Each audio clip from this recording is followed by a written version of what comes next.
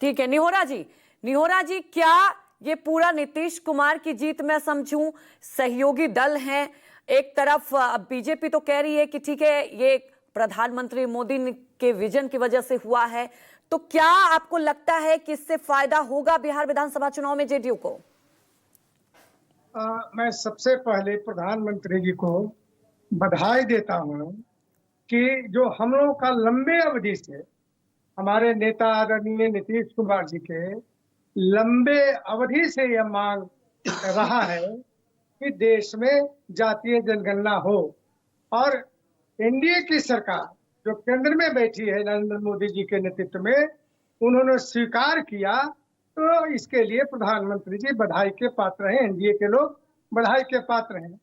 मुझको आश्चर्य लगता है अनिल जी, ये आरजेडी के और कांग्रेस के लोग बोल रहे हैं, आरजेडी के लोग लोहिया कर्पूरी ठाकुर की बात कर रहे हैं।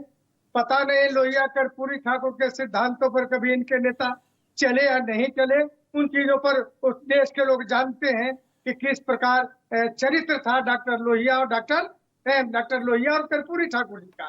उस चरित्र पर हम चर्चा नहीं करेंगे। सारे लोग जानते हैं कि उनके चरित्र के खिलाफ, उनके सिद्धांत के खिलाफ ये आरजेडी के नेताओं ने अपना आचरण किया है।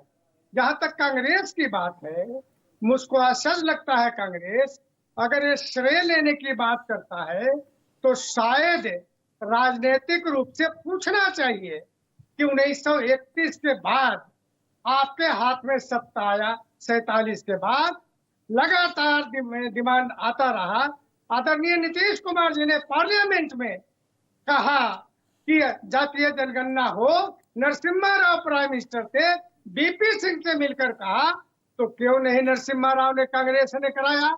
आज जब जमीन खिसक गया है कांग्रेस का। निहोरा जी, लेकिन सवाल तो ये उठता है ना कि राहुल गांधी तो कह ही रहे थे कि जब हम सत्ता में आएंगे तो अब लाएंगे, लेकिन आप लोग भी तो दबाव में थे और ये दबाव दिखाई दिया। अब तक तो खुलकर जिस तरह से, अगर आप ये आज कांग्रेस होड़ ले रही है, आज कांग्रेस अपने आप को क्रेडिट ले रही है क्योंकि राहुल गांधी लोकसभा चुनाव से लेकर सदन से लेकर सड़क तक इस मुद्दे को उठाते रहे। नहीं, वो तो ठीक है।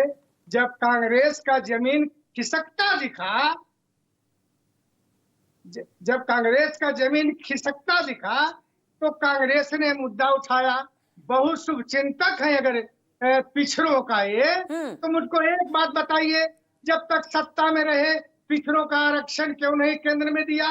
मंडल आयोग क्यों नहीं दिया? अगर अभी मैं बयान सुनाने लग जाऊं, चाहे बीजेपी की बात की जाए, जेडीयू की तरफ से भी, कल तक तो आप लोग इस बात को ये कह रहे थे इससे असमानता आ जाएगी, और अब क्रेडिट लेने की होड़ मच गई है क्योंकि कांग्रेस की बात करें चाहे हम आरजेडी की बात करें, खुलकर इस मुद्दे को लेकर सामने तो आ रहे थे। ठीक है, अब बड़ा फैसला लिया जा रहा है और इसकी होड़ भी ली जाएगी, लेकिन निहोरा जी सवाल ये उठता है कि एक राजनीतिक प्रेशर तो था, नीतीश कुमार जी प्रेशर में तो दिखाई दे रहे थे एनडीए में, खुलकर कब बोला गया नीतीश कुमार जी की तरफ से? मुझे तो याद नहीं है वो बयान। नीतीश कुमार जी खुलकर ही नहीं बोले, प्रधानमंत्री से डेलीगेशन सारे विपक्षियों को लेकर बिहार से प्रधानमंत्री जी से मिला। नीतीश जी प्रेशर में नहीं आते हैं कभी, या प्रधानमंत्री जी कभी प्रेशर में नहीं आते हैं। जो समाज और देश हित में निर्णय होते हैं वो निर्णय केंद्र की सरकार भी करती है और बिहार की सरकार करती है।